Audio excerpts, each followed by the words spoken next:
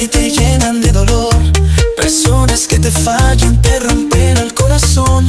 La decepción golpea, te roba la ilusión, y el peso de la tristeza nubla tu visión. Pero no te rindas, no te dejes caer, aférrate a la palabra, en ella hay poder.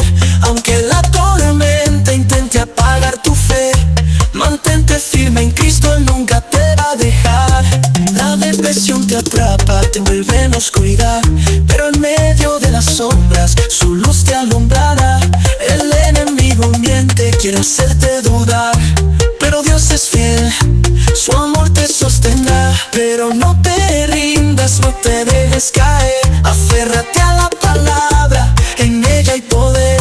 Aunque la